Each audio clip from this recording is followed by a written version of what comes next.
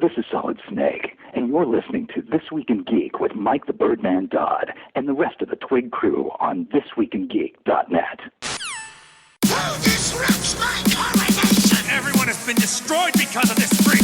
I won't allow it! These babies just saved this lame fest party!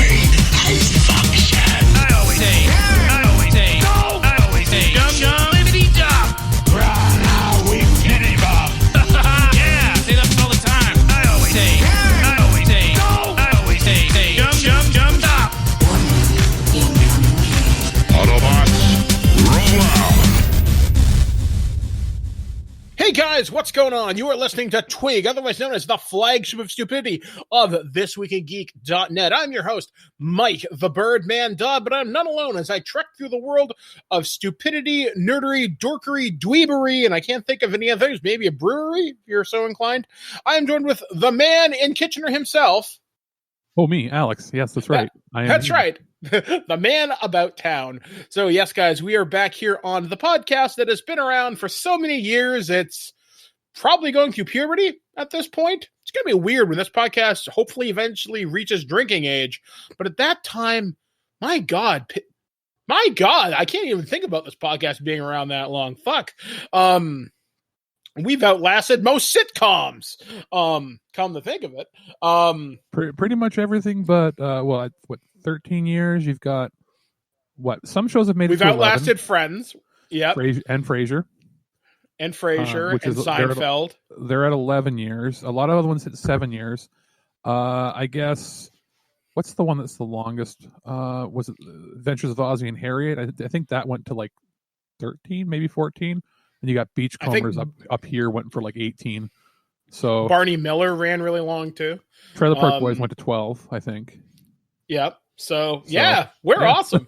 So anyway, hopefully you enjoyed if you happen to be in Canada, more specifically certain provinces, you enjoyed Family Day, which is why we didn't have an episode yesterday. Although me and Alex are talking, we're hopefully going to get things back. So we have Monday releases probably later in the day.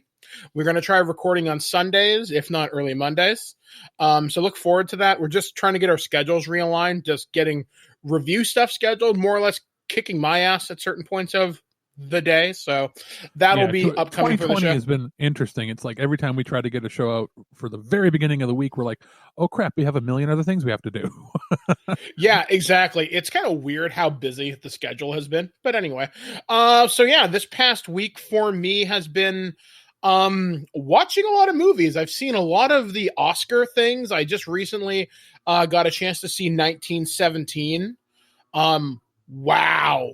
Holy shit, that was really, really good. A lot of Game of Thrones people in it. But wow, that was really, really good. Like, that's going to be this generation's Saving Private Ryan. That's going to be one of those important war movies that I hope remains relevant for many, many years. I don't think there needs to be another World War I film, at least not for quite some time. See, I would be okay if they covered it from the German side. Well, wasn't that all quiet on the Western Front? Yeah, but I mean, that was done in the 30s. Yeah. And then they redid it in the 70s. And between the two films, that tells basically the perfect German side of the story. Not that they were monsters, like that's just the infantryman, normal person side of the story. I mean, I guess if you wanted to do more World War I stories, I mean, you could introduce a fantastical element to it, because I know a lot of Call of Cthulhu, the role-playing game, there are weird World War I adventures sort of thing, where there's like German zombies or weird science sort of thing. I guess you could do, like, okay, let's just say right now, you've got the perfect German side with all quiet. You've got Passchendaele, which is basically the perfect Canadian side. We've now got the perfect British side. British and I guess French maybe, but the French, their part of the war was tied almost like perfectly with England. So the story of this is the story of France as well. Americans, they really didn't have nearly as big of a part of that war. They were there, but they weren't. It wasn't as pivotal to them. Yeah, I'm not really sure of the American history of the First World War. Learning about it in school, they're in it, and they are. I'm not downplaying their part in it. It's just they weren't as pivotal. Like people always make a big deal about World War II because that's the big war that America came in. Well, America came in real late. That's why they were able to help so much. But reality is, if America had gone into World War II at the same time as the rest of us, they would have been in pretty bad shape too. Yeah, because it would have been won quicker because we would have had a million more resource. People. Yeah. Yes. But other than that, like they would have been a lot worse off than they were. That's why they were able to celebrate so much. And World War I, they're in it, but they weren't as tied to it as we were. We were still technically bound by contract to go work with the British. And then when we came out of the war, we signed the Treaty of Versailles as our own. We were the first colony to do that, because everybody else signed. Britain signed. Great Britain, even though we were a separate country. Traditionally, that just meant we were part of the Commonwealth, and we just went along with it. But we signed separately because of how pivotal and important our actions were. So I could see them doing an American one maybe around the same time period, sort of talking about it. But I don't know how many very important battles or very important aspects they were a part of. Yeah. We'd have to really do our research. There would be precedent to do one from like the Russian Empire. Yeah, actually, I've got a friend of mine. I know he's some type of a reenactor for the World Wars. It's either first or second, but he specifically reenacts the Russian side of it. Because it's one that's not really talked a whole lot about. You see, like I know in Call of Duty you see the Russian side from World War II in certain the parts only of the movie I can think of is like Battleship Potemkin, like the old silent film. Like there are silent movies from that era, but they're not. I don't know. I think U-571 was from the Russian side of it too, or was it? I don't know. That might have been World War II or later. Yeah, probably. But there's not. There's been a lot of World War II movies from all the sides, but maybe get one from each of the countries, like because we've seen enough about just basic trench warfare, but we haven't seen necessarily enough on what the larger players in the war were doing, like on the ground level. We've seen it now with Canada, with Passchendaele. We've seen it with 1917 with the Brits, and we saw the German side of it. But seeing the Russians, seeing the Italian side, because just like World War II, there's aspects that people forget about, like the Northern African Front. They almost never do that in like that was in World War II, and I believe parts of World War I, that was a pivotal part of the war that nobody ever talks about or even shows. Yeah, it's something you just don't hear a whole crap ton about. Well, yeah, so good movie. People should see it. Yes. I also saw Ford v Ferrari, which was very cool. I can see why it won for sound editing, specifically at the Oscars, which was really, really, really cool. Thoroughly enjoyed that. Didn't realize how tragic it was. But yeah, really enjoyed that. And I'm still on my list to see Parasite. And I haven't seen whatever one. I haven't seen Toy Story 4 because I think it won Best Animated. I think. It was either that. No, I know there was a movie people talked about called Klaus, and it didn't win, but people really, really wanted it to. So, other than that, I've been kind of screwing around. Been playing Call of Duty, though not as much now that season 2 of the Battle Pass has started. I've been just kind of working my way through and just like kind of grinding. Actually, what I have been doing is I've been watching a lot of videos on YouTube this past week, looking forward to Persona 5 Royal. There's a really good YouTuber on there. I wish I could recall his name off the top of my head right now, but he goes into all the changes we can expect for Persona 5 Royal. They're looking at like 20, 30 hours plus of new gameplay. Like there's new semesters, there's new boss battles, there's a new playable character. It sounds really, really neat. I'm hoping we get some kind of an update on Persona 5 Scramble, Phantom Strikers, which is like the Dynasty Warriors game. It's going to be released on PS4 and the Switch, though there's no word of a North American release yet. I saw somebody play the demo on the weekend, so it looks interesting. It's supposed to be closer to a traditional Persona game, though it's still very much in that Dynasty thing. So yeah, that's neat. That's pretty much what I've been doing with my time, is trying to get hyped for things, because I haven't been playing too much, because next month begins with Persona 5 Royal, and then obviously April, the avalanche starts to hit with Resident Evil and Final Fantasy VII. So that's my week. What about you? I don't know if I mentioned it because I can't remember the timeline of when we recorded last, but I saw Sonic, and it's the best video game movie as far as complete, makes sense, cohesive story plot movie I've seen ever, if that makes sense. Is it the most close to its original design? No, that's still Mortal Kombat as far as being a good one. Definitely worth it. It's not just a family film. You'll get jokes if you're an adult. I had a good time watching it. That's pretty much it as far as that goes. The rest has been sort of catching up on a whole bunch of different things I had to review. I received a little thing in the mail that I'll be going into. Probably won't get a full review because of the nature of it, but when was the last time that a new cool set of like collectible cards came out? You know, like where they used to come with like the gum and the wrapper and everything. It's been a long time since I can recall anything. I mean, the last cards I collected, I actually just sold some. Actually, is they were put out by Cryptozoic, the guys who did the Ghostbusters board game a couple years ago. They were the Ghostbusters trading cards, and you could get autographs from people involved in the production. Like you had the autograph that I had and just sold is I had Ivan Reitman, who is a director and producer, which was very cool.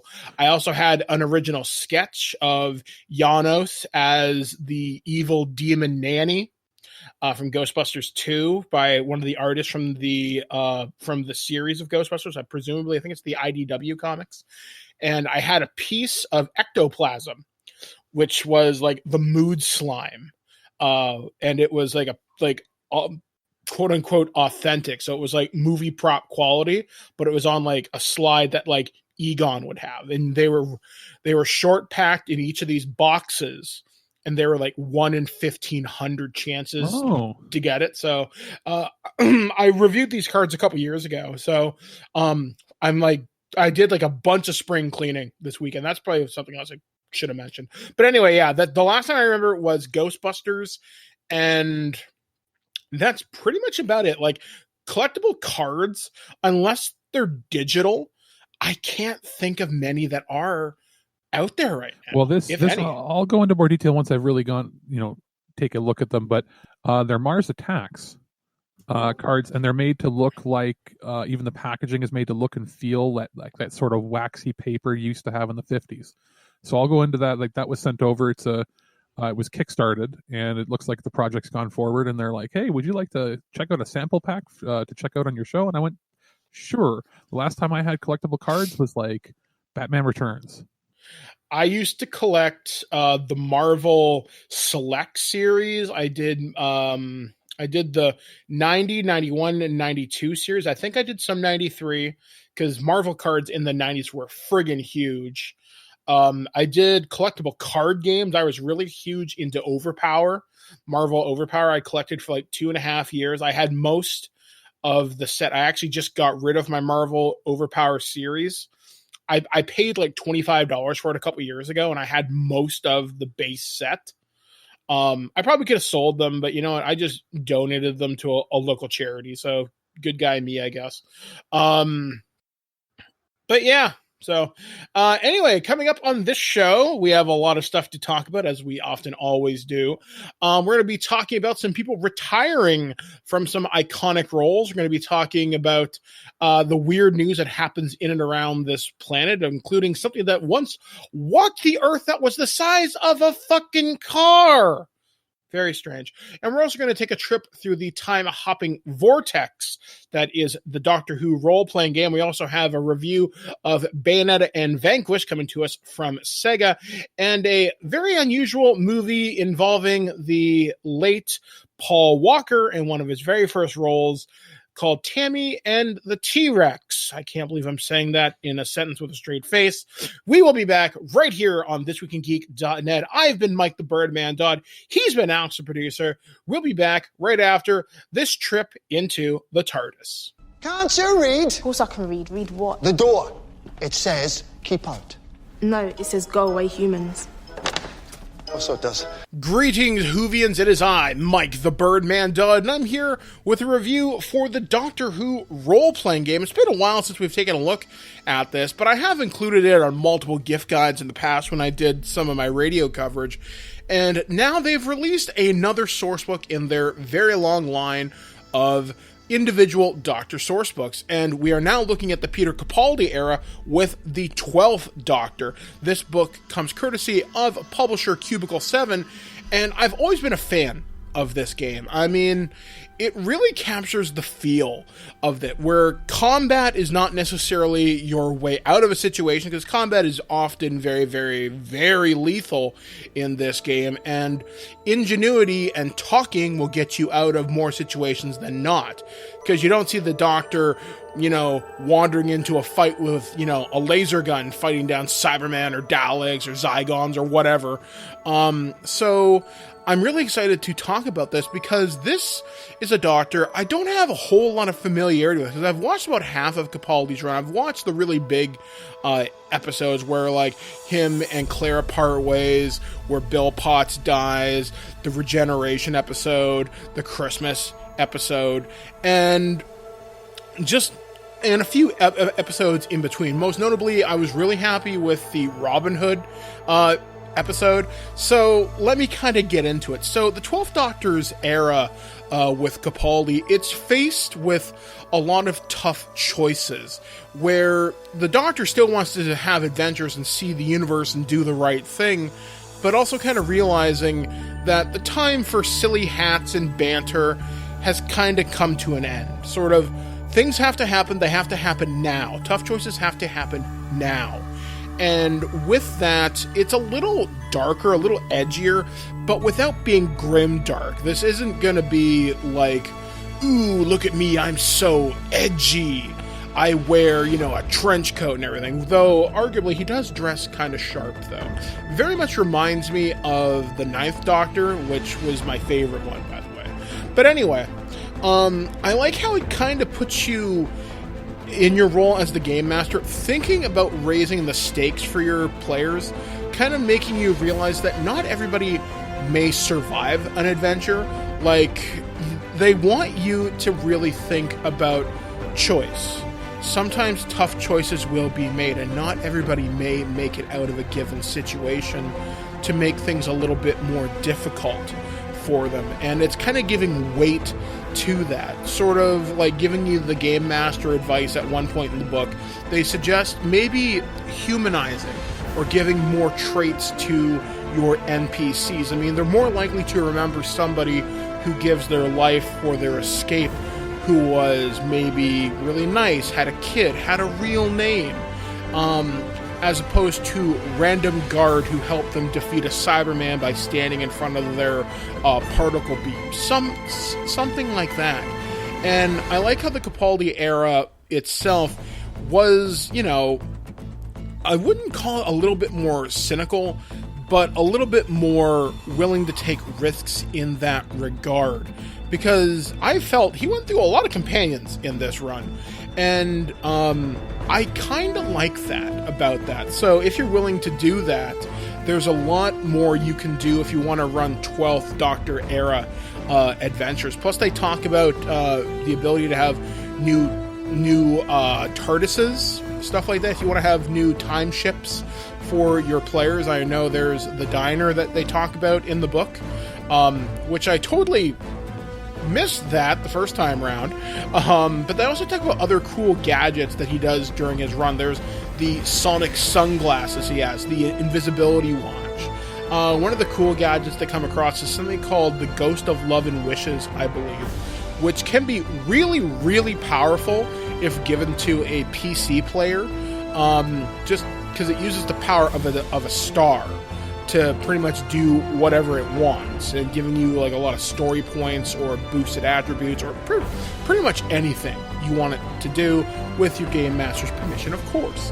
One of the neat things that I've always liked about the Cubicle 7 books is they give you a breakdown of each adventure throughout the series with this particular doctor, kind of giving you an explanation, notes, continuity, how it calls back to older episodes, how it may connect to something way back in the day, like the clockwork robots from the 10th Doctor, how it ties into the first Doctor, or to the 12th Doctor's regeneration, rather. Stuff like that. There's a bunch of little things that I really, really appreciate, and the attention to detail in the Cubicle 7 books cannot be understated, because it's kind of what makes Doctor Who, to me, is it's such adherence to continuity. It does its best. I mean, I'm sure there's going to be problems here and there, but overall, it does a fantastic job.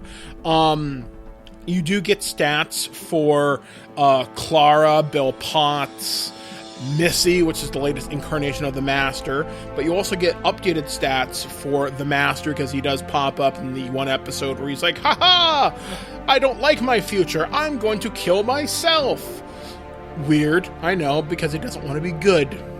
Just deal with it, I guess.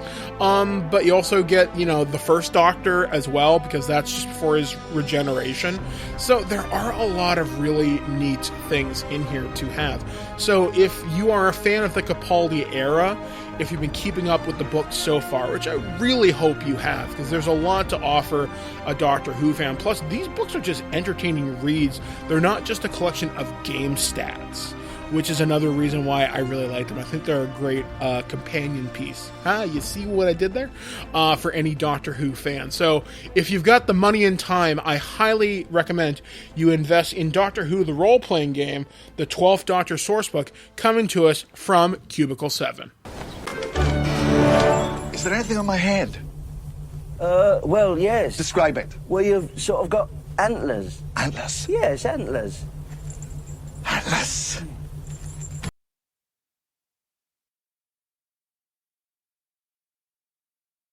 News on the march!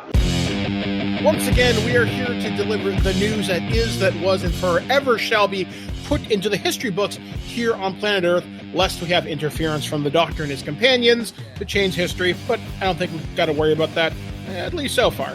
So anyway, let's talk about the things that happened. So one of the lead stories we're going to lead off this week is something that's very sad to me, and not because it's a tragic story. It's something that it's been a long time coming.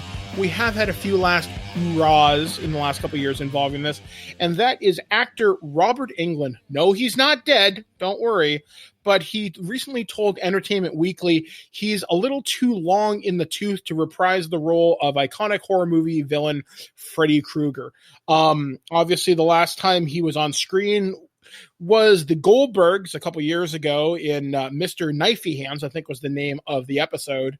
But before that was 2003's Freddy vs. Jason, which I did get a chance to see in theaters, and it was fucking awesome. So he says to Entertainment Weekly, "I don't think I'll ever don the makeup again. I'm a little too old for that. I'm a little long in the tooth to play Freddy now. I think if I was doing it, it would be more like Freddy versus Viagra." Englund admitted he would be happy to play a smaller role if the franchise rebooted.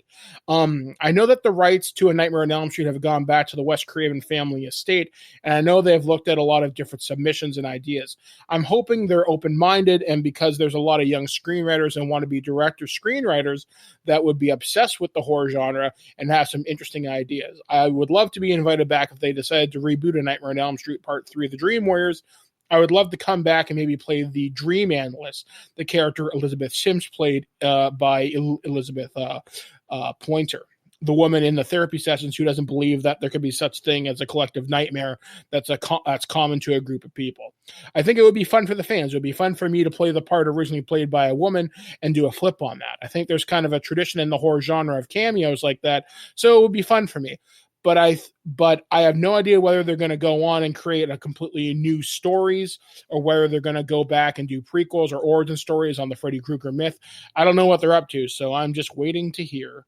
I'm really kind of sad, but the time to do a Freddy Krueger thing would have been a couple years ago, especially because he just did the appearance on the Goldbergs, but I know the rights just reverted within the last year back to the Craven estate, as we reported on. 6 years ago when they were celebrating like the 30th.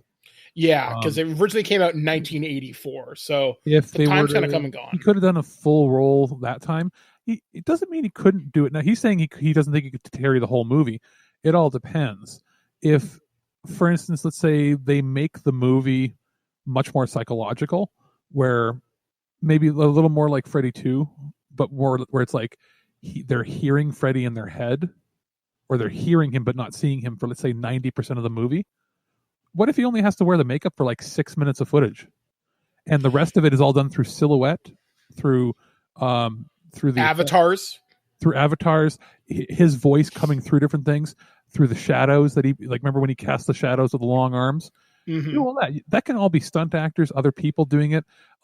They could do different. They could have stunt people in makeup and suit doing all these stuff. And whenever they show his face, he only has to have about 10, 15 minutes of screen time.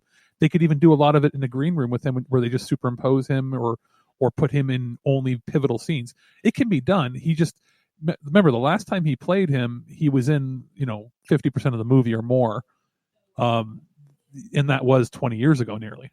Yeah. So he could definitely do it. It's just in his mind, he's probably thinking, well, if I do Freddy, they're going to want me to do 55 minutes of screen time.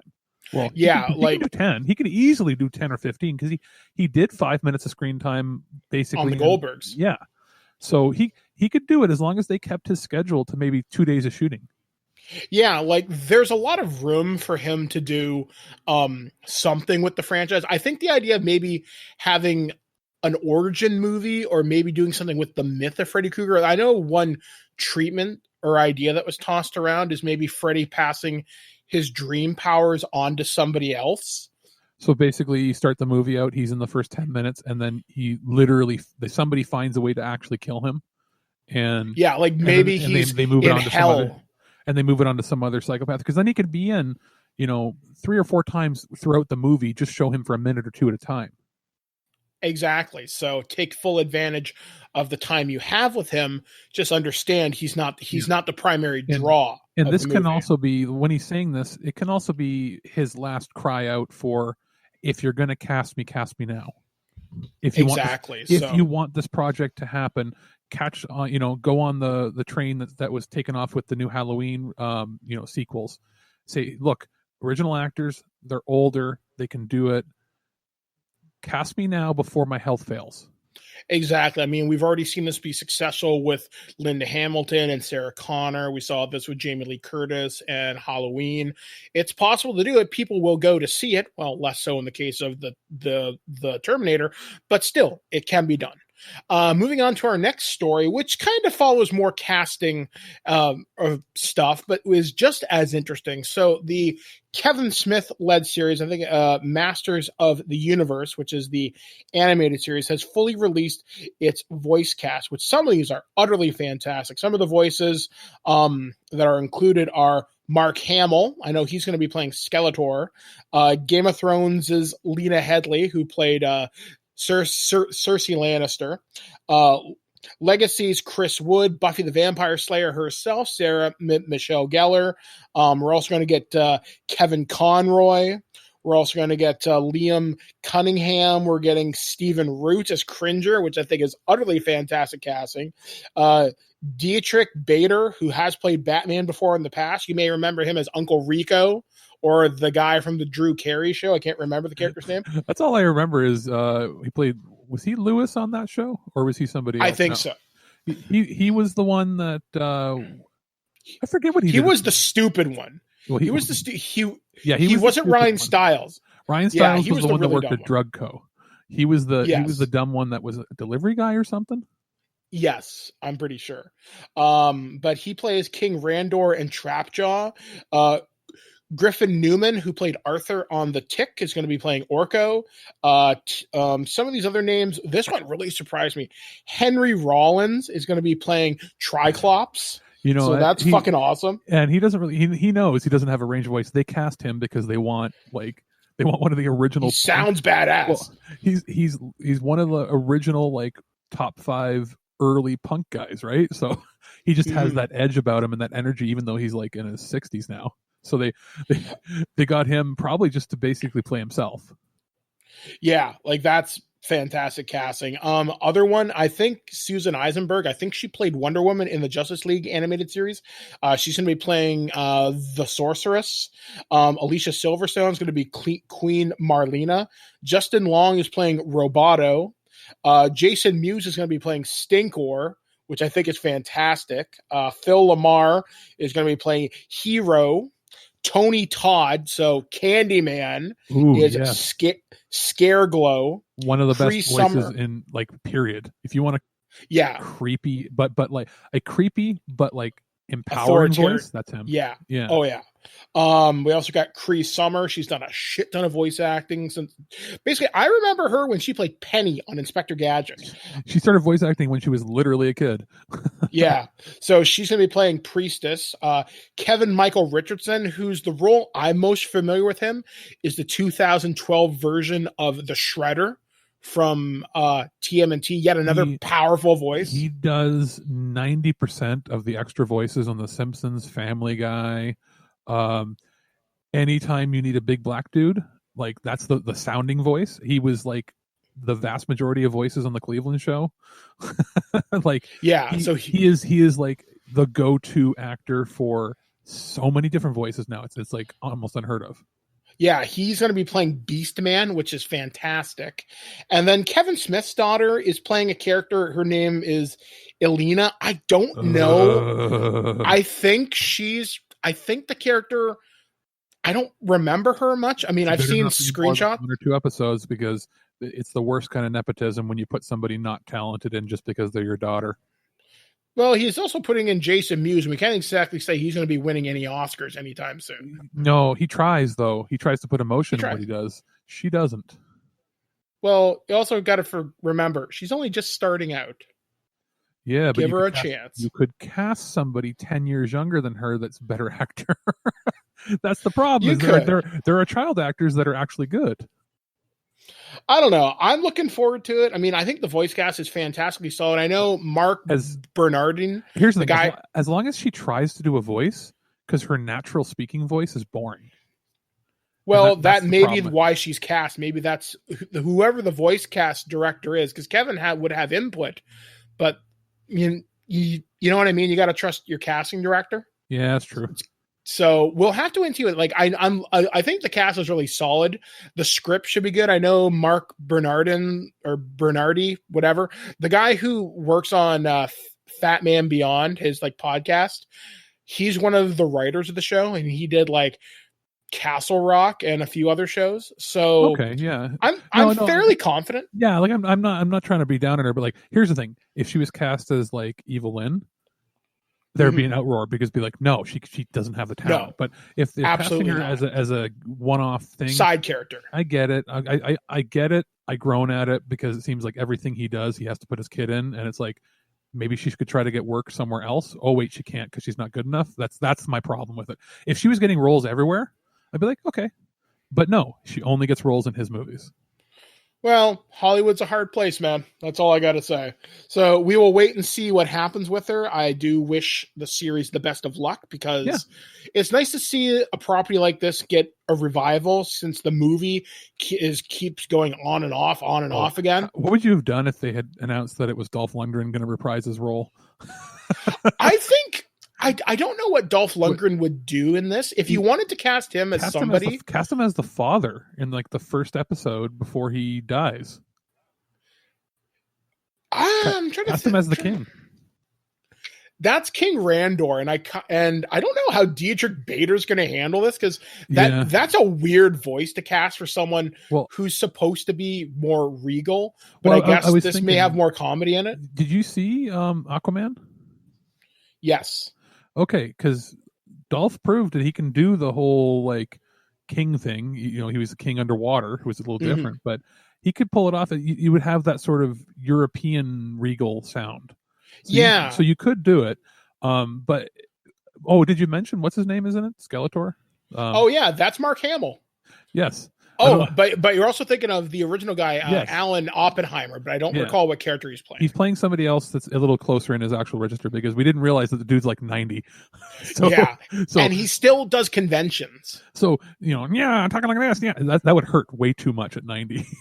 Well, yeah, I mean, like one of the reasons I'm kind of glad they're not going with that version of Skeletor is because, for example, think back to when the Transformers movie 2007 came out and they wanted Frank Welker back as Megatron, and we got instead Hugo Weaving as Megatron, which Hugo Weaving did a fantastic job. But in the video games they went, okay, fine, we'll get Frank Welker back. Frank Welker cannot do the voice of Megatron at his current age. He did it once. It doesn't sound right. He tried the game. He had to do a lower register because he couldn't keep it high enough for that many speaking parts. But do you remember they did the prequel to the movie that was like the animated like short? It was like 5-6 minutes or whatever it was. I think it's on YouTube. In the animated short, it's on the Blu-ray too. In that, he voices Megatron, and it's in the original register, and it sounded almost perfect. The issue is that was only a 5 or whatever minute clip. When they probably went to him for the video game, they're like, you have 2 hours of dialogue. And he's like, I can't do that. Yeah, exactly. I mean, it's one thing to do the voice of Fred and Ray Stantz from like Ghostbusters. That's his real voice, right? Yeah. Pretty much. Not to mention, he still does a lot of work. If it was the only role he had to do, fine, he could do it. But he can't afford shooting out his voice for 2 weeks because he's working on like 10 projects at once. Yeah, like he's still a very, very busy voice actor in Hollywood. So I get it. I mean, I think all things considered, it's going to be fairly solid with this series. I just hope it doesn't disappoint. I hope Kevin Smith focuses on dramatic storytelling with a few jokes. I think Jay Muse as Stinkor is fantastic. Please don't, and I don't know what the animation style is going to be, but please don't be Thundercats. Yeah, I don't think it's going to go down the Thundercats roar route. I think you're going to see more closer to Castlevania Bloodlines or whatever that series is called. Because remember how good the 2002 series was when it came out? Like, if they could sort of You mean the 2012 series? Is it 2012? Or is it 2000? For Thundercats? No, I'm talking about the He-Man. He-Man? Oh, 0203, something like that, yeah. The good series. Yeah. Yeah, I haven't kept up with a lot of He-Man stuff. I used to collect some of the Masters of the Universe classic stuff, but not so much with the animation. Like, I'm still the Filmation kid, which that show admittedly was horrible, but entertaining nonetheless. Moving on to our next story. This one came out of nowhere very, very late in the week. So according to Matt Pro Wrestling and confirmed by Pro Wrestling Sheet's Ryan Satin, WWE superstar Sasha Banks has filmed scenes for season 2 of The Mandalorian, which is set to premiere in October of this year. Now, no other details are known about Banks' role at this time or how prominently she might be featured. But Banks has been off TV since January 3rd, healing up from an ankle injury, or so we've been told. The fact that she's been out for so long does give her a crap ton of time to work on The Mandalorian. And I was kind of thinking about this last week, and I've kind of been posting about this online, who she could be. Now, I don't know how strong an actress Sasha Banks is, but I look at her. Not good, I can tell you that. Well, I don't know. I'm looking at her. Well, look at it this way. If Jon Favreau cast her, there's a reason. I can tell you, I think I know the reason. And it's speculation, but I'm pretty sure I think I know. They're going to have her do a fight with Gina Carano. Because Gina Carano, being an actual UFC fighter, knowing wrestling moves, then you have a wrestling worker who can do all the flippy stuff. They'd be a good match. It would also be really good press to have a former Strike Force UFC type fighter against a WWF or WWE person. It'll be really good for marketing. I had a thought, once again, pure speculation, because it is season 2 and we know characters may pop up from other franchises from other spin-off media I mean, now that we've seen the Clone Wars Darksaber in the series, I'm wondering, could she be playing an older Sabine Wren from Rebels? And if you don't know who Sabine Wren is, she was the Mandalorian character from Rebels who worked with Ezra and Kanan. She was the punkish kind of Mando who would do graffiti art and everything. And eventually she rose up and became a much more respected Mandalorian character. So I'm just wondering, based upon her look, is that possible? But to take on the character of Sabine would be a pretty meaty role. And I also think Banks is a little too young for it. They won't cast her because she's got like a 4-year contract. They're not going to cast her in something that the production will pull her away from WWE, because at that point WWE would be pissed, because obviously Mandalorian can pay her a lot more money. So she would, if you had a choice between wrestle and maybe get hurt for the next 2 to 3 years at like $500,000 a year, or get $5 million to be in a TV show, what would you? That's why John Cena left, right? So it's how funny would it be if her role is basically a speaking role and she's like the voice of a droid? Yeah, I'm kind of hoping they go with like your thing where they give her some kind of physicality. You know what I think she's going to be? She's going to be in one episode, and she might be like Bill Burr, part of an assassination team or something, like a bounty hunter probably coming after them, and then she'll have a fight with Gina Carano's character, and then she'll get blasted or killed or presumed dead, and then not be dead, so she can show up again, just like Bill Burr. So I guess we'll wait and see. So this last story comes right out of our own backyard. Alice was able to find this story for us. So this story comes to us courtesy of Kitchener Today. Fake news detecting technology developed by Darwin AI. The Waterloo-based company's main focus was to not creating AI technology with the intent of detecting fake news, but creating the tools for companies to leverage deep learning for their needs. I'm just going to read this story very, very quickly. Artificial intelligence developed by a Waterloo-based company is being used to combat fake news. Researchers at the University of Waterloo are finding strong results in detecting misinformation with the tech. Darwin AI are the ones behind the technology called deep learning, which simulates neural networks similar to our brains. Their technology stemming from years of work by their academic team from the University of Waterloo. Their co-founders, Alexander Wong and Mohammed Jahad Safi, I think, both professors at the school. Professor Wong is also a Canadian research chair in artificial intelligence. He published a co-paper in late 2019 about the technology and how it could be used to detect fake news with up to 90% accuracy.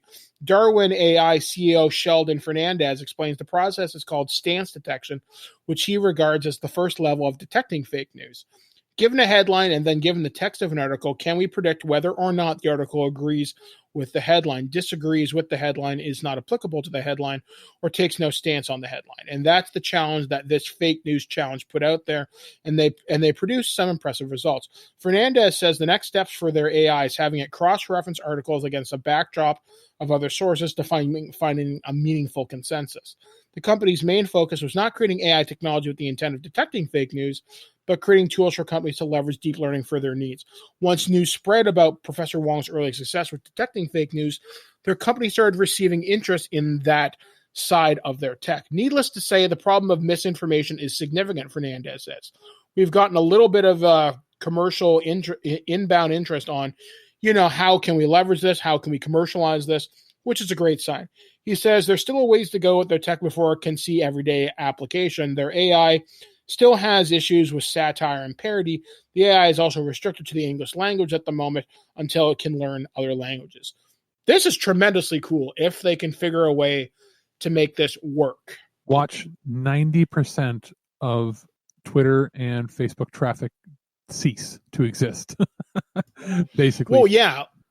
If they could somehow integrate this with Facebook, which they won't, because you see so many fake things spread out there. You know what'll happen? People will create an API or create an attachment or create how you have the ad blocker for Chrome. They'll create a filter that way that when you go into Facebook through your browser, it will determine what to hide and what to show. And it's going to piss off a lot of fake news advertisers. Well, supposedly, like there's supposed to be like I know Twitter has said they're not going to allow any paid promotion on their platform, and there's like other social media platforms have said they're not going to allow it. Like I know Instagram and the Mike Bloomberg campaign said they can't pay for direct advertising, but they can talk to an influencer. Like, hey, can you, like, for example, they contacted, I think it was like Fuck Jerry or somebody, to use some of their influencers to say, hey, can you create a cool meme for us? And that's technically getting around it because you're having an influencer say something. You can do that, but you can't buy Mike Bloomberg 2020. But if an influencer's like, I think like Kale Salad, I think is one of the more popular ones with like 2 million followers, you can do that. So if you could have this AI, especially around election time, be like, hey, this is bullshit and here's the facts. But that's not going to be good for the political machine because honestly, elections are won and lost by how much you sway the information. So, and honestly, how is this AI going to detect images on a page? Like, you know how you can create memes? It can detect text on a website. Can that do the same thing for a picture? Because you always see old people sharing like fake quotes that are attributed to like other people. And I see a lot of racist ones shared. So the technology is promising. Yeah, I just don't know how effective it's going to be. Yeah, but it's a first step in it'd be interesting at this point now because the proliferation of these fake bot created websites and blogs and Twitter accounts, traps from Chinese or Indian governments. And there's a lot of these things out there where, you can look up a review for something and you'll see 10 websites that are almost exactly the same, but with different web addresses and slightly different layouts, but they're essentially the exact same thing. It's going to basically get rid of like 80% of the websites out there. Yeah, it's going to be interesting to see where this tech goes. So hopefully, Alex, you'll keep an eye on this and we'll get more news about this. Because it's local, it'll get reported here before it gets reported like nationwide. So which is the case here. Like the local AM radio station and AM site basically posted that first, and then it went to like the news province wide.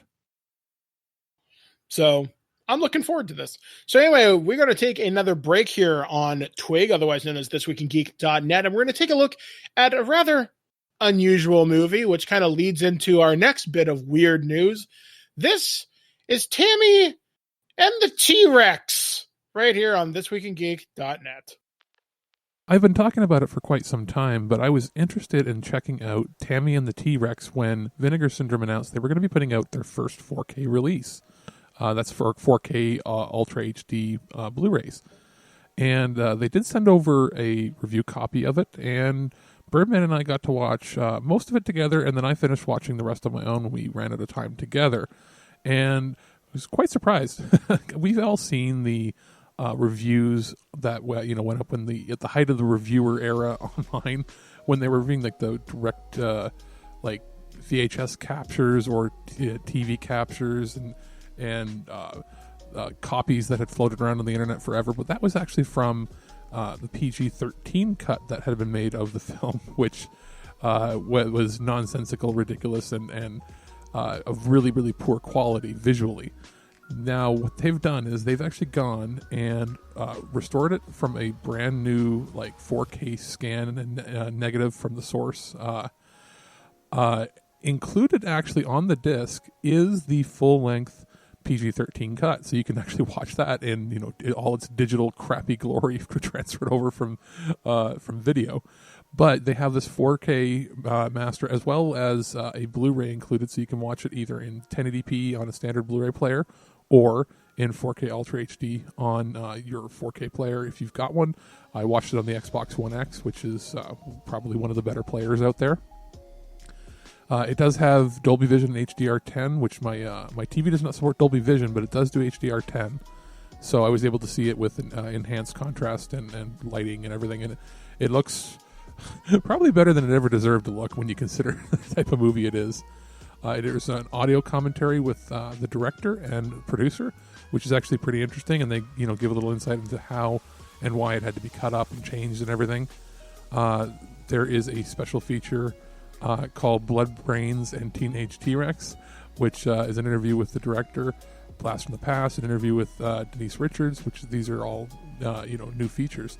Having the Guts, an interview with the actor Sean Whalen, a testicular standoff, an interview with actor George Pilgrim, reversible cover art, which is pretty cool.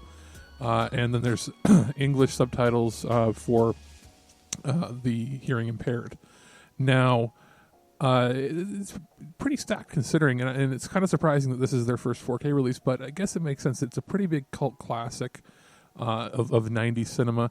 It was Paul Walker's first starring role. He's technically only in the beginning of the movie, but it is interesting to see him and Denise Richards and where they got their start, because this is this is like 7-8 years before Fast and the Furious for Paul Walker, and this is a good few years before Starship Troopers and Tomorrow Never Dies for Denise Richards. Now, not going to go too much into the plot, because if you've been a fan of ours or you've seen the reviews previously online, it's a pretty straightforward flick. Girl falls in love with a boy, but jealous ex-boyfriend is very possessive, attacks new boyfriend, leaves him for dead. He has a mad scientist take his brain and put it into a robot T-Rex, and then the robot T-Rex tries to get revenge and get back with the girl. Same thing here with the R-rated cut, or the unrated cut, I guess you'd call it, except it's a lot bloodier. There's a lot of dismemberings. It's very much like on the realm of a trauma film. It even feels like something like Toxic Avenger. It has the same sort of acting that you'd see from a trauma movie from the late 80s, early 90s. I'm actually kind of surprised that this wasn't a trauma picture in general. Like, they didn't distribute it or make it themselves. But if you know, like, Class of Nukem High, or like Sergeant Kabuki Man, or it's that sort of feel and look, which is pretty sweet, because I've always been a big fan of those. So, we really enjoyed the film. Seeing it on Blu-ray versus the 4K, the Blu-ray is pretty pristine, and it looks like a high quality release. There is some subtle differences when you watch it in 4K if you've got HDR on. A little bit better lighting. It's, I would say, maybe 10% better with the contrast, and there's maybe about 10-15% better detail, because this wasn't a film that was filmed like super high film stock, but it is a little bit better. It is night and day when you watch the restored cut to watch, and then you go and watch like the PG-13 cut sourced from video, which still in itself is better quality than it would have been when you saw it on VHS or like a bootleg DVD that had been like circulating around for years and years online. So it's beyond, like, it's like 10 times better. Now, it's not going to blow anybody away. Like, if they're thinking, oh, this is going to be the best film of all time. No, this is a fun, campy, early 90s, ridiculous film.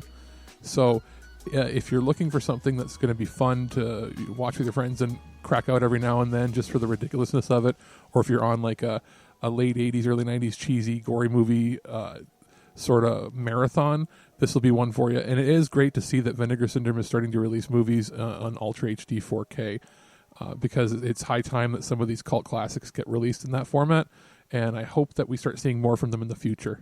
What makes you qualified to be a reporter? I'm willing to violate anyone's privacy for my personal gain and then claim with a straight face that the public has a right to know. By the hand of Zeus, what manner of deviltry is this? I love fake alien poop day. We are back here on TWIG to deliver to you the news that is strange, bizarre, bamboozling, you might even say. Or more often than not, it's just plain fucked up, but we want to talk about fucked up things. And we're going to start things once again in the good old land of Canada, because that's where we're from. I love this place. So scientists have discovered a close relative of the Tyrannosaurus Rex, which is ultimately, when you think of a dinosaur, you think of a T-Rex 9 times out of 10. And this one has been nicknamed the Reaper of Death. That's a terrifying name. The animal was 8 meters long, so 26 feet, and a relative of the Tyrannosaurus Rex, the researchers have said. It is called a name I'm not even going to attempt to pronounce, But the first word in Greek is for Reaper of Death. It is also named after John and Sandra de Groot, the couple who found the fossils on the shore of the Bow River in Alberta, Canada. The discovery was made by a team of researchers from the University of Calgary and the Royal Tyrrell Museum of Paleontology. It is the oldest Tyrannosaurus species ever found in Canada. Darla Zielinski, assistant professor of dinosaur paleobiology at the University of Calgary, told AFP news agency, "We chose a name that embodies what this tyrannosaur was as the only known large apex predator of its time in Canada, the Reaper of Death." I always love how they name dinosaurs because they always sound really, really, really impressive, but they're always incredibly hard to pronounce. Although, as a kid, do you not remember you could say these incredibly complicated names, and if you were a really clever kid, you could spell some of them. The name I used to be able to pronounce and spell at one point in my life was Pachycephalosaurus. And the main reason I remember that is because in Jurassic Park 2, The Lost World, they were the dinosaurs that could lock their neck and spine so they could use their head bones, which were these incredibly dense domes, and they could ram things. And they were bumping the sides of the Jeeps in Jurassic Park 2. Another one that I could say was Dilophosaur, and I could spell that because it was the dinosaur that spit acid at Wayne Knight, which there's no evidence this creature could actually do that. They just thought it sounded cool when Michael Crichton wrote the novel to Jurassic Park. And what else could I say? Everybody knows how to say pterodactyl and stegosaurus and triceratops. Plesiosaur was another cool one. I don't know, Alex. What are some of your favorite dinosaurs? Triceratops and pterodactyl because of A Land Before Time. Sharp Tooth. I also remember Brontosaurus, but I don't remember if that's a dinosaur anymore because there was like a huge controversy where they put the wrong head on the wrong skeleton anymore. Go with Brachiosaurus then. Yep. The Brachiosaur. There was the Hypsodon. Do you remember reading those books as like grade 1 and grade 2 where they showed off all the different dinosaurs, and they showed how in the early 1800s when they first discovered dinosaur bones, they were so stupid that they attached basically every bone from every dinosaur they ever found to make one giant dinosaur and said that's what ruled the earth. Yeah. And it was like this kaiju 350-foot monstrosity, and they showed it having like 1 or 2 heads with 2 tails like a dragon, and I'm like, what? And it turns out it was literally like 4 dinosaurs they put together. They put like a T-Rex head on top of a Brachiosaurus' neck.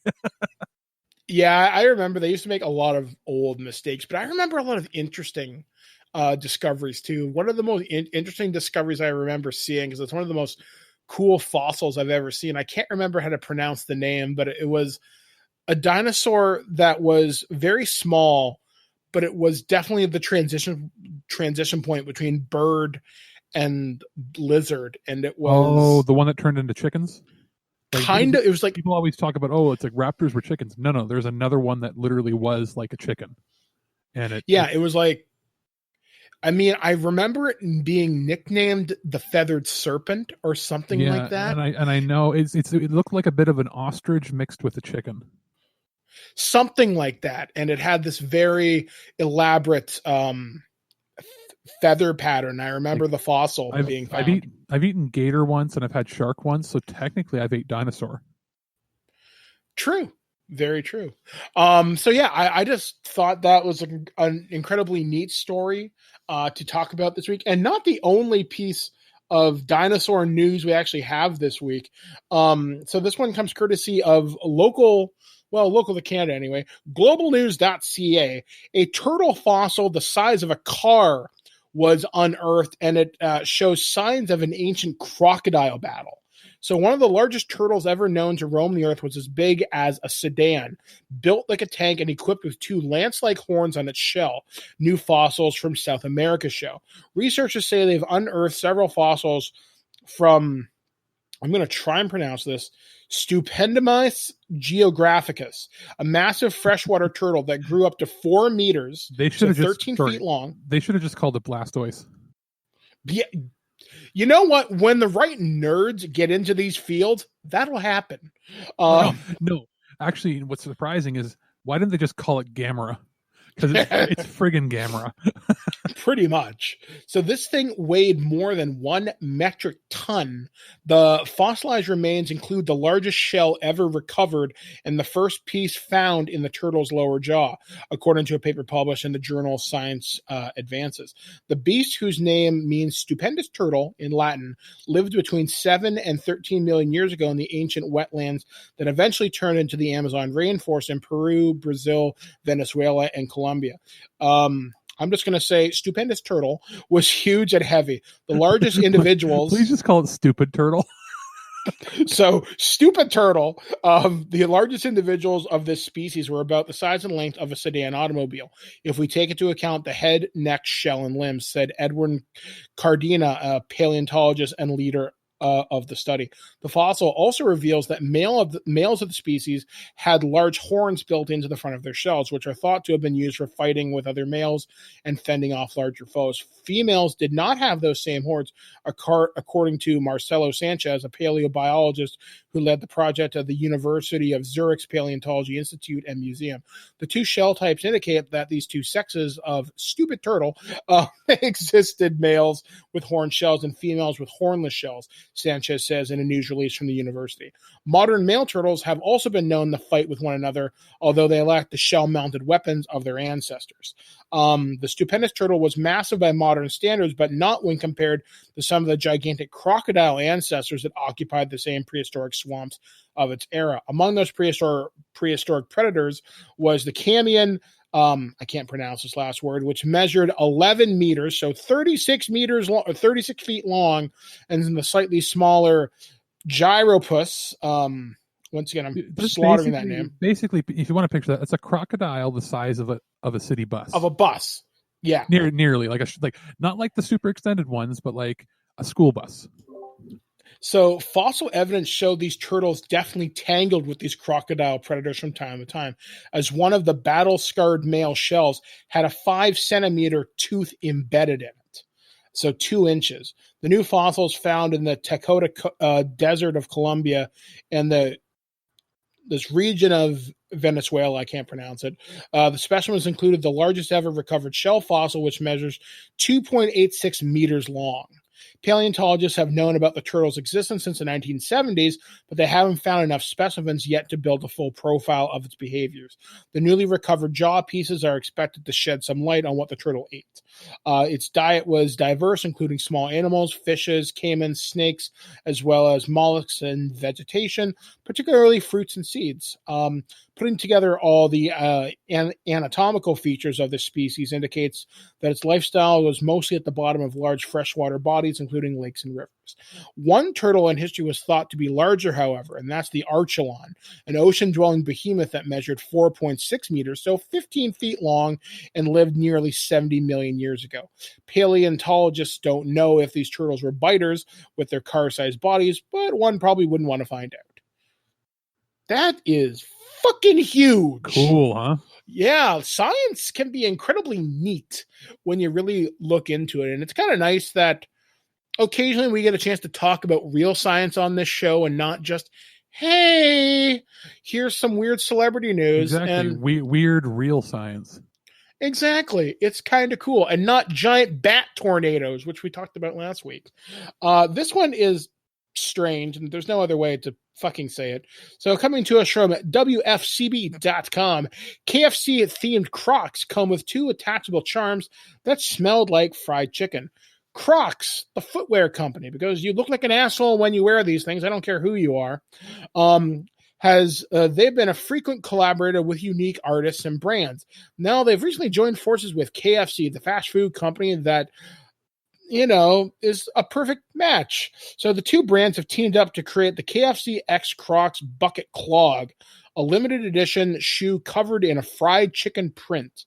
Combining the unmistakable look of our world-famous fried chicken and signature KFC bucket with the unparalleled comfort and style of Crocs, these shoes are what fried chicken footwear dreams are made of, said KFC CMO Andrea Zumensky said in a news release. Crocs CMO Terrence Riley added they were thrilled with this bucket list partnership with Kentucky Fried Chicken that will bring fans an unbelievably fun and fashionable take on our classic clog.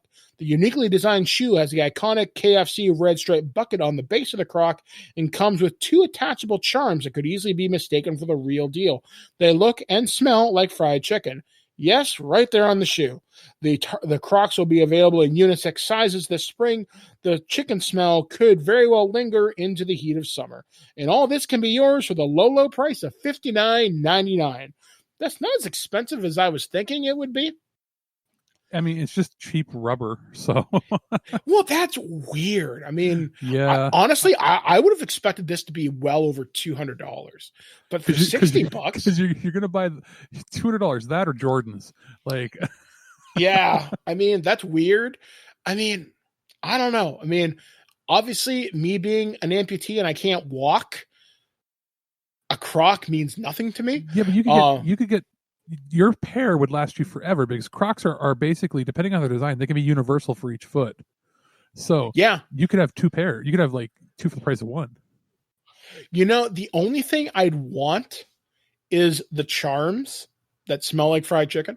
But I'm just wondering, I don't think I'd want my sweaty, stinky feet to be combining with the smell of fried chicken. You know what would be interesting? They should team up with the company that makes those pine tree scent things for the car and have like a KFC drumstick hang from your rearview mirror and have your car smell like fried chicken every time you get into it. Oh God, that would be so gross after so long. Especially if you leave it out there when it's like 55 degrees out here in the summer. Oh yeah, like if 100, your car's just sitting there baking. Yeah, it'd be like, for our American listeners, it's like 130 if it's like right out in the sun. I remember I saw this, I think, on Etsy or something. There were people selling candles that smelled like bacon. And then I read a post on Facebook of somebody bought one of these things. And for 6 months, their entire house smelled like bacon. All their clothes smelled like bacon. And they were so sick of the smell, physically made them ill. It was just, ugh. A bridge too fucking far. The smell that you could never get sick of, and even in a hot car, what if they could make one that always smelled like freshly baked bread? Or muffins or something. You know, just like, not fucking chicken. Like, bakery is the one food place where I don't think you can get sick of the smell. Yeah, it's just, no. I'm just going to write this up as no. Fair enough. And for our final story this week, this one is something so strange. So, woman visits toilet at a vegan cafe, finds quote-unquote satanic sex cult meeting. So, a British woman has claimed she was answering the call of nature at a London cafe when she stumbled upon the members of a satanic sex cult eating pork pies and Scottish eggs. Anya Driscoll was visiting the Bonington Cafe in Vauxhall with her brother when she made the shocking discovery, finding 20 people dressed in black robes and carrying ceremonial daggers. She took to Twitter to share the twisted tale, learning the group were likely members of the secret organization founded by English occultists once dubbed the wickedest man in the world. Driscoll said she was enjoying her meal at the vegan eatery when her brother returned from the toilet and urged her to make the trip herself. She came back out with an odd look. She said he came back out with an odd look on his face. She followed his lead and expecting to find some really bad art about veganism. What Driscoll actually found when she followed the signpost to a building next to the door was much more bizarre. I stepped through a signposted door that takes me into a terraced building next door. The toilet is apparently on the 3rd floor. It feels like I'm walking up the stairs into a private home. At the top of the first flight is a landing room. It appears to be a kitchen. On a table, a classic British buffet of Scotch eggs, breadsticks, cheese, etc. is laid out. The room is full. A party, except all the people and there are at least 20 of them, are wearing floor-length black robes. Some have ceremonial daggers. They're making polite conversation and chopping on mini pork pies. It's like Eyes Wide Shut meets Keeping Up Appearances. She claims she tapped a cult member on the shoulder to ask where to find the toilet, and when she returned, the group shuffled into an adjoining room as one member announced it was, quote-unquote, time to begin. Driscoll's discovery sent her on a search online for details of the meeting, but she couldn't find any events listed. After posting the tale to Twitter, she was soon met with hundreds of replies, many offering suggestions on the group. One user appears to have hit the nail on the head with his guess that the group were members of the Order of the Oriental Templars, an organization founded in the early last century by occultist and author Aleister Crowley. The group is loosely based on Freemasonry, and it operates as an international fraternal organization that has been described as a satanic sex cult by the media.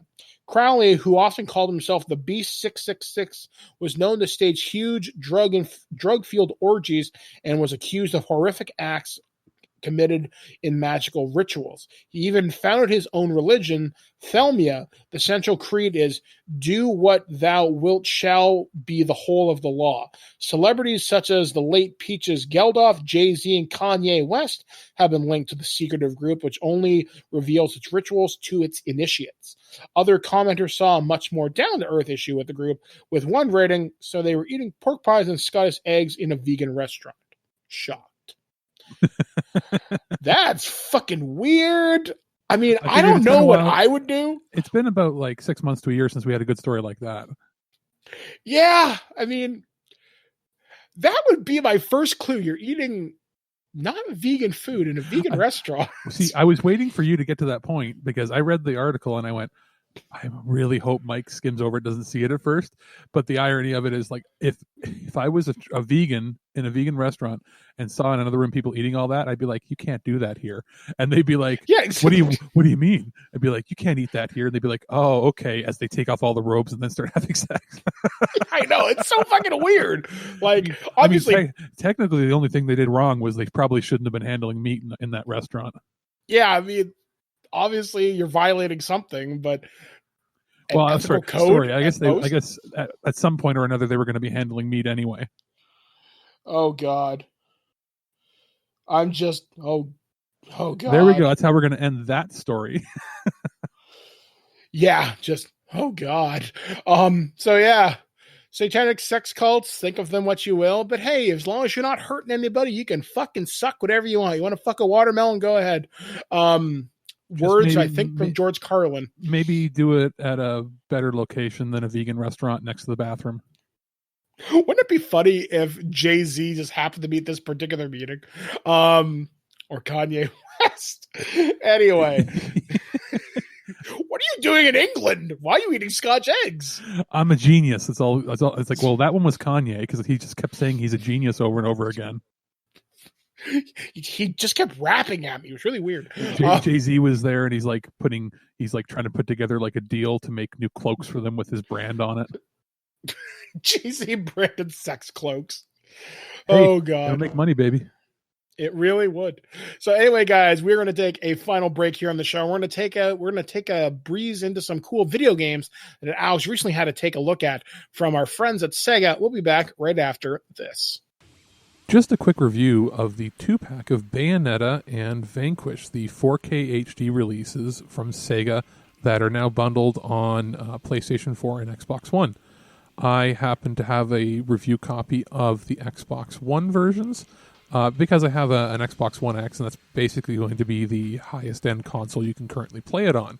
So I wanted to make sure that I would see if there was major improvements, because I have Bayonetta on the Nintendo Switch. I've seen people play it on previous platform, but I have not, had a chance to play it that way myself.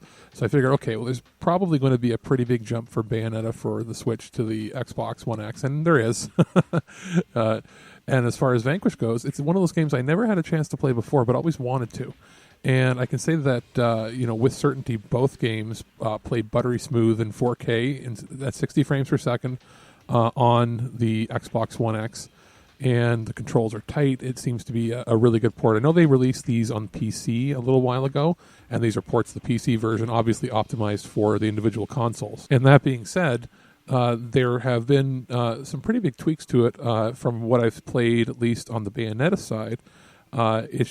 It's a little more vibrant and crisp, and there's, like I said, zero slowdown that I could encounter, no lag with the controls, and it feels like a brand new game. Like it's got a new, fresh coat of paint, but it's not just a fresh coat of paint. It's like a full, retweak because it just feels so much better. Now there are like physical releases of these games that are bundled together. You can buy them as a bundle separately or on digital as well. They're priced at about $25 US, which is $35 Canadian, and then $40 US for the bundle. Again, 50 or so Canadian, depending on the retailer or if you're getting it digital or not. Now, are they worth picking up if you've played them in the past? I'd say yes. If you're a big fan, you want to get something that is, the definitive edition of these, then yeah, if you're somebody like me who maybe only played, one or the other, there is the option to get them individually, which is great.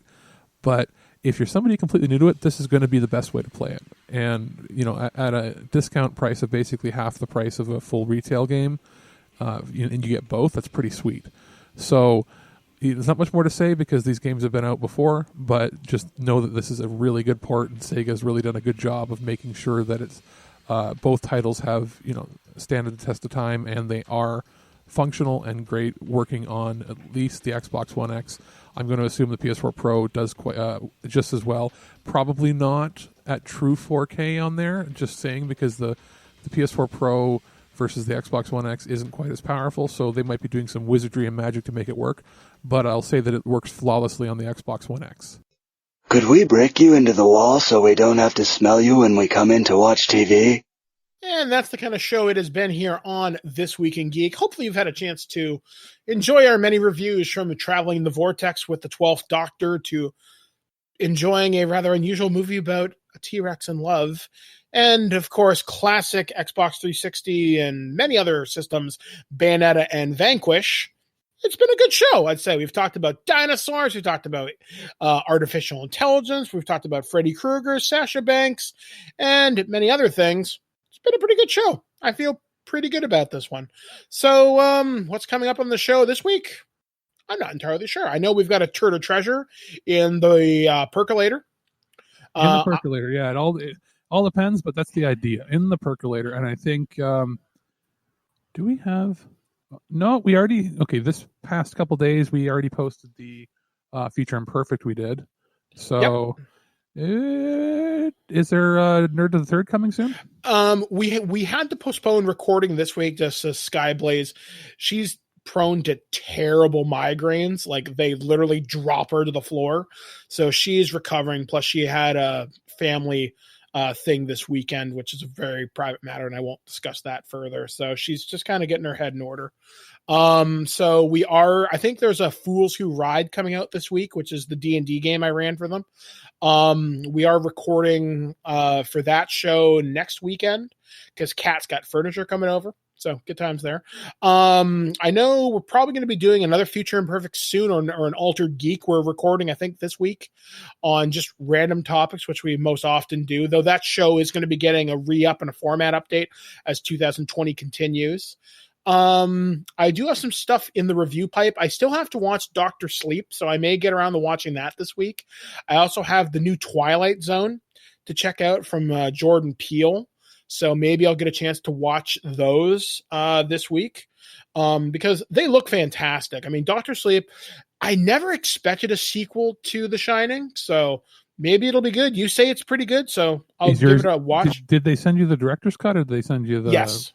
I haven't seen that, but I hear it's even better, and the reason they had to cut it was to fit for time a little bit because it was more of the book involved, but also because they were afraid of getting an NC-17 rating. Oh, well, in that case, now I'm all in. So maybe I'll watch that later on this week. So I got those in the percolator. I also have some books from DK Publishing. I just haven't got around to reviewing yet. I also got a really cool card game from the Dungeons and Dragons team to build on their Dungeon Mayhem, which we covered a long ways back. So this looks like to looks like you're playing the role of monsters. Like you play a beholder, a lich, like Mr. Tentacle Face, or it's like some really weird names they give them. So it looks fun. I know there should be a book coming out for Critical Role, I think, for D&D in March. So I should get that at some point. What else do I got coming out? I think that's pretty much about it. So once again, thank you for being with us each and every week. We definitely thank you.